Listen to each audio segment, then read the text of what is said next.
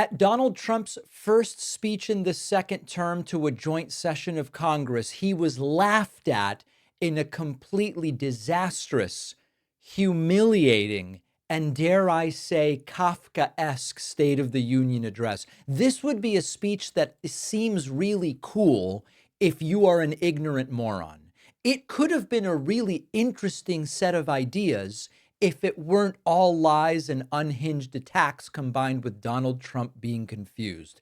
It started in bizarre fashion as Congresswoman Melanie Stansbury held up a sign you can see behind Trump that says, "This is not normal." And then ultimately, Congressman Lance Gooden, a Republican, rips the sign away from her and tosses it away. As you can see here, completely wacky, pathetic, weaponized stuff. Democratic Congressman Al Green was removed from heckling. Look at this. Members are directed to uphold and maintain decorum in the House and to cease any further disruptions. That's your warning.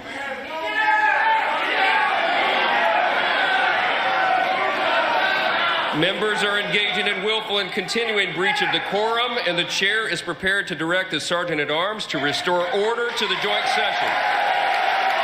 All right. So ultimately, they kicked them out. Democrats, Republicans on different pages as to what point he was trying to make and whether he made it successfully. You can decide. Ultimately, we moved on to the content, and Donald Trump, hyperbolic as ever, saying that some are saying this is the best first month of any presidency ever.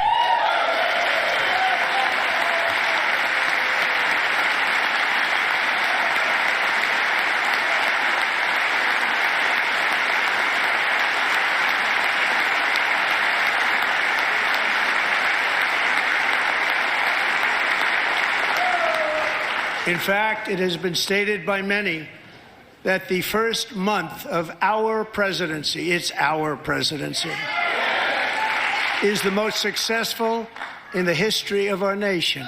There you go. It has been said by people, none of whom he will name tonight.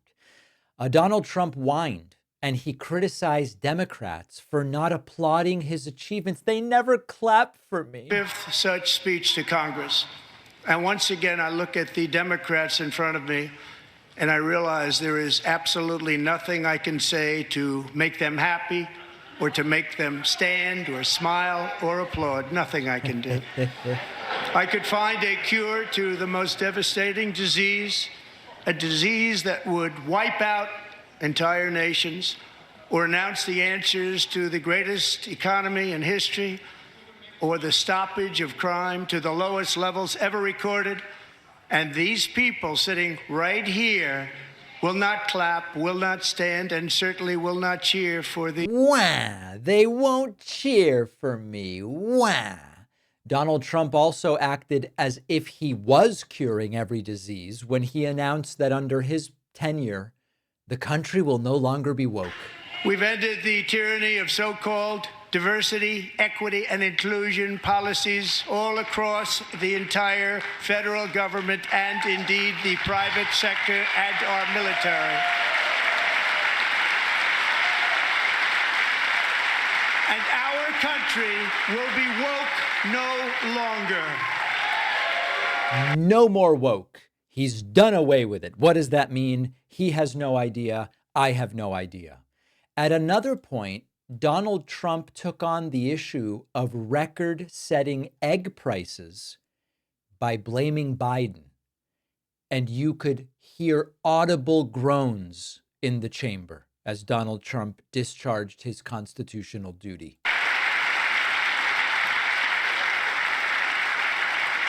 Joe Biden especially let the price of eggs get out of control. The egg price is out of control. And of course, audible groans, because it is Trump who made the egg the foremost figure of his campaign. It is Trump who promised eggs will come down on day one. And it is under Trump that eggs have never, ever, ever cost more. At another point, Trump started listing like a laundry list of things Elon found that they're cutting. and he talks about transgender mice, and the crowd likes it. $8 million to promote LGBTQI+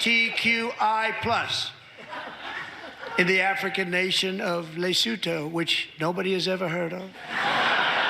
$60 million for indigenous peoples and Afro-Colombian empowerment in Central America. $60 million. $8 million for making mice transgender. The crowd liked that one. This is real. Donald Trump also alluded to the supposed fraud in Social Security by very carefully calling it probable fraud. And the word probable is doing some heavy lifting here. Identifying shocking levels of incompetence and probable fraud in the Social Security program for our seniors, and that our seniors. Now remember that by calling it probable fraud, another word would be something we've not proven to be fraud, something that does not meet the requirements of fraud. And don't forget that they haven't identified a single actual dollar of fraud. Also laughter in the chamber when Donald Trump talked up his gold card wherein rich foreigners can buy citizenship for $5 million. With that goal in mind, we have developed in great detail what we are calling the gold card, which goes on sale very, very soon. For $5 million, we will allow the most successful job-creating people from all over the world to buy a path to U.S. citizenship. It's like the green card, but better and more sophisticated. Right. And these people will have to pay tax in our country. They won't have to pay tax from where they came. The money that they've made, you wouldn't want to do that, but they have to pay tax, create jobs. They'll also be taking people out of colleges and paying for them so that we can keep them in our country instead of having them being forced out. Number one, at the top school, as an example, being forced out and not being allowed to stay and create tremendous numbers of jobs and great success for a company. Yeah, there you go. So anyway, America officially for sale, citizenship for sale. And by the way, Trump thinks he'll get 10 million people to sign up for that. Even the most successful such programs get a few thousand a year. Laughter broke out again. That's the theme. Trump's getting laughed at. Trump declared that the days of rule by unelected bureaucrats are over. Elon Musk was in the room. This irony was not lost on the audience. It's very simple. And the days of rule by unelected bureaucrats are over. And of course, Republicans quickly standing to cover up the incredulous laughter. Trump did address the fact that the tariffs might make things a little not so good for some people and said there's going to be a little disturbance with the tariffs. Call it the understatement of the year. Tariffs are about making America rich again and making America great again, and it's happening, and it will happen rather quickly. There'll be a little disturbance, but we're okay with that. We are okay with that. Did you hear that? Your price is going up. Trump is saying you're okay with it. He's decided for you that it's going to be fine. Not to be too hyperbolic, Trump also claimed that he is achieving the liberation of America. From what? I don't know. Joe Biden didn't just open our borders. He flew illegal aliens over them to overwhelm our schools, hospitals, and communities throughout the country. Entire towns like Aurora, Colorado, and Springfield, Ohio, buckled under the weight of the migrant occupation and corruption like nobody's ever seen before. Beautiful towns destroyed. Now, just as I promised in my inaugural address, we are achieving the great liberation of America. A tad hyperbolic. A tad hyperbolic. At another point during the speech, Trump appeared to forget the name of Mexico, referring to it as the territory immediately to the south. The territory to the immediate south of our border is now dominated entirely by criminal cartels that murder, rape, torture, and exercise total control. They have total control over a whole nation, posing a grave threat to our national security. The cartels are waging war on America, and it's time for America to wage war on the cartels. He must have met the country that the Gulf of Mexico was named after before I changed the name. Bringing out all of the greatest hits, he also accused teachers of secretly turning students transgender. My administration is also working to protect our children from toxic ideologies in our schools. A few years ago, January, Littlejohn and her husband discovered that their daughter's school had secretly socially transitioned their 13-year-old little girl.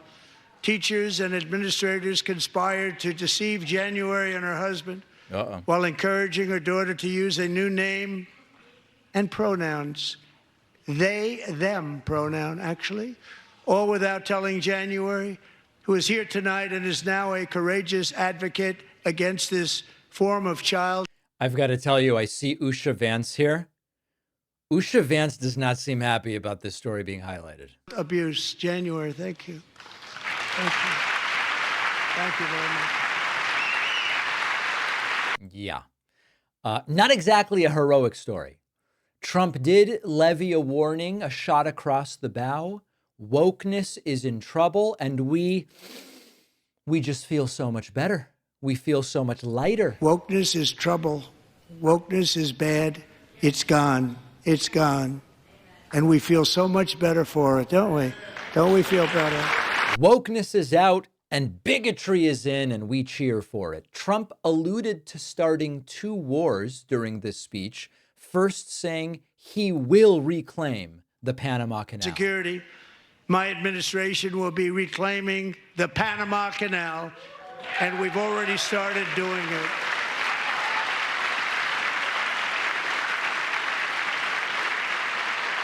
And then, in addition to saying that the U.S. will be reclaiming the Panama Canal, Trump also said that one way or another, we're going to get Greenland too. And I also have a message tonight for the incredible people of Greenland.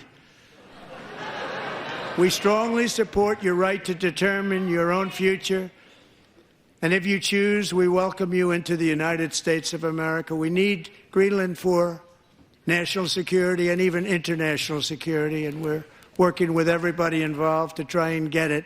But we need it really for international world security, and I think we're going to get it. One way or the other, we're going to get it. One way or the other, we are going to get it. Maybe the most overtly xenophobic moment of the speech was when Trump called Elizabeth Warren to her face Pocahontas.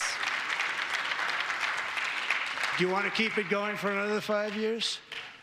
Yeah, you would say Pocahontas says yes.